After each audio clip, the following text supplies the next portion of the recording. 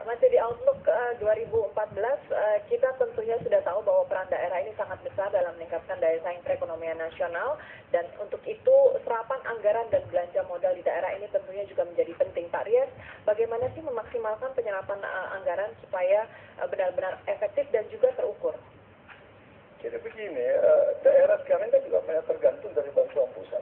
Coba lihat komposisi APBD itu. Itu sebagian besar kan dari subsidi. Ya, pendapatan si daerah itu tidak banyak. Saya kira maksimum 30-40% sudah tinggi sekali kalau ada 40%. Jadi ruang untuk kreativitas daerah dalam mendorong peningkatan perekonomian misalnya saja itu sangat terbatas. Jadi lebih banyak peran daerah itu adalah memfasilitasi, mendukung, membantu kebijakan-kebijakan yang akan diterapkan oleh pemerintah nasional di daerah. Yang kedua yang mengganggu juga perekonomian di daerah itu adalah tidak berhentinya proses pemekaran ini. Itu mendistorsi otonomi daerah luar biasa. Itu. Sekarang ada di DPR ada 62 daerah baru yang sedang dibahas. Ini kalau kita bentuk terus pemekaran, kita bicara mengenai perekonomian itu nggak nyambung. Oleh karena pemekaran itu kan menimbulkan biaya operasional pemerintahnya meningkat. Tapi kalau alokasinya sama, yang masuk itu lebih kemakan oleh pegawai-pegawai dan orang-orang politik ini. Nah, kenapa DPR tidak bisa menghentikan itu atau menjadi sangat selektif? Gitu. Ini yang jadi satu proyek politik semua. Nah, bagaimana kita mengharap mereka jadi tidak nyambung dengan upaya peningkatan perekonomian? Bisa komentar, benarkah tadi dikatakan Pak Rias jadi tidak nyambung kalau ada pemekaran daerah? Ya, dalam beberapa kasus. Sebagai provinsi yang muda ini, Kalimantan Utara. Dalam beberapa kasus mungkin apa yang disampaikan Pak Rias itu ada benarnya. Tapi banyak juga hal-hal lain yang pemekaran itu menyangkut aspirasi masyarakat, kepentingan daerah, dan kepentingan nasional. Nah, khusus mengenai Kalimantan Utara atau disingkat Kaltara, jadi pemekaran itu adalah kebutuhan daerah, kebutuhan nasional, dan kepentingan nasional. Paling tidak dari sisi ekonomi dua hal saja karena waktunya terbatas. Semua daerah di Indonesia, kota-kota di Indonesia, kabupaten, itu mengalami krisis energi. Dua hal krisis energi itu adalah masalah distribusi bahan bakar minyak dan masalah listrik.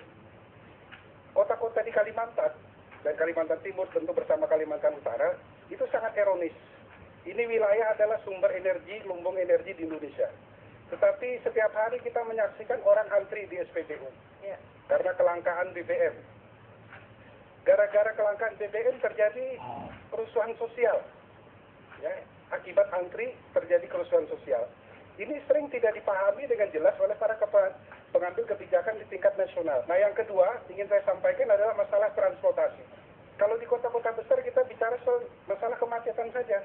Tapi kalau kita di Kalimantan Utara, di daerah pedalaman, di daerah kepulauan, masyarakat kita di sana itu mengalami kelangkaan transportasi. Ya, baik. Sekarang masyarakat kita di perbatasan itu antri berbulan-bulan untuk bisa keluar dari keisolasian wilayahnya untuk pergi ke kota, kecamatan, dan kabupaten saja. Baik, Pak Isran, tadi yang dikatakan Pak Irianto masalah energi, kerusuhan sosial, kemudian masalah transportasi. Saya minta pendapat dari Pak Isran ini. Saya melihat kemajuan-kemajuan itu tidak lepas daripada keberhasilan sistem reformasi kita di dalam pemerintahan. Tidak lepas. Karena selama 10 tahun terakhir inilah kekuatan ekonomi kita maju, bertahan, dan berkembang. Di bandara sekarang kita lihat seluruh wilayah Indonesia yang ada bandaranya seperti kayak pasar pagi. Apa artinya? Artinya bahwa kemajuan itu sangat berkembang di daerah setelah reformasi dilaksanakan. Berikan kewenangan kepada kepala-kepala daerah sesuai dengan undang-undang yang diamanatkan, berkreasi, berinisiatif. Jangan ditakuti dengan kriminalisasi. Itu contohnya Dr. Ayu itu. Lumayan tuh Dr. Ayu itu.